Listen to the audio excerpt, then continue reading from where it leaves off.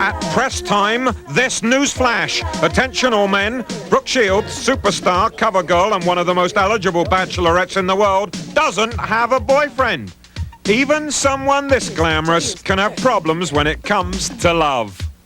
I think ever since I finished school and I turned 21 and I started to think about being an adult or becoming an adult, I feel a bit insecure about everything because as far as relationships are concerned, I've never really had a serious relationship.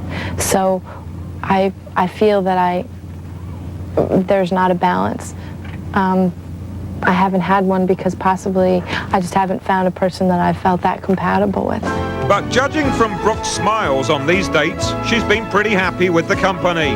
Brooke says it's all been puppy love, however, not the real thing. I have crushes all the time. I mean, these mad crushes where the world's gonna end, and then they turn out to like me, and of course I don't like them anymore.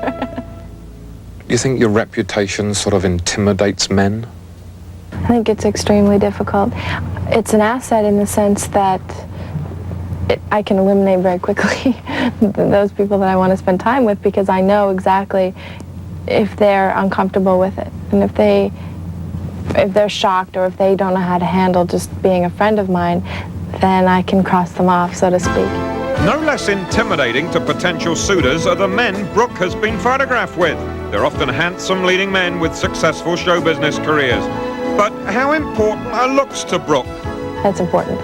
But a person can get better looking to me if they appeal to me as far as they're funny, if they're fun to be with, if they like to dance.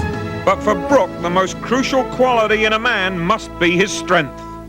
In a relationship, I would like my strengths to stay intact, and I'd like to be an individual, but I'm not quite sure how much in control I'd like to be of a relationship. That's not appealing to me. I have that vision of a man who is strong, who mentally, physically, who can handle me. I don't want to feel like I'm in control. I'm waiting to sort of bump into someone and then have our eyes meet and then can grab me and hold my face and kiss me. But as a number of men have found, that's where Brooke draws the line. Despite her apparent fast-track life as a superstar in an industry known for scandalous affairs, Brooke maintains some old-fashioned, if not out-of-fashion, views. Brooke's opinions in her latest book drew much attention when newspaper reports alleged that her contract with the publisher require her to remain a virgin until 21. Do you believe in premarital sex? Premarital sex, it is a personal thing. I personally want to be married, but it's hard. It's a hard thing to do, to change the world. So you are opposed to today's loose living? I'd have to say that it's a personal decision, but people don't really have their minds clear as to the hazards or the danger involved in drinking and taking drugs and getting into relationships that are very serious at an early age. I mean, many kids can't handle it. I mean, they think they can because they think they know the world, but they don't realize how little they really do know. Brenda Starr seems to just revel in non-stop love affairs. Is that just a little bit risque?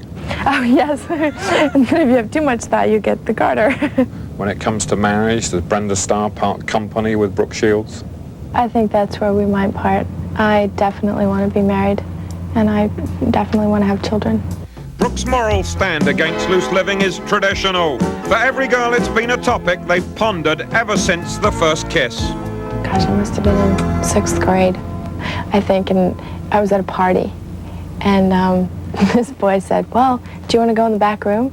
So I figured, sure, I guess that's fine, I'll go in the back room. We went in the back room, and I just remember it was probably one of the worst experiences of my life because I really liked this boy. I had a crush on him, and I remember him setting things up.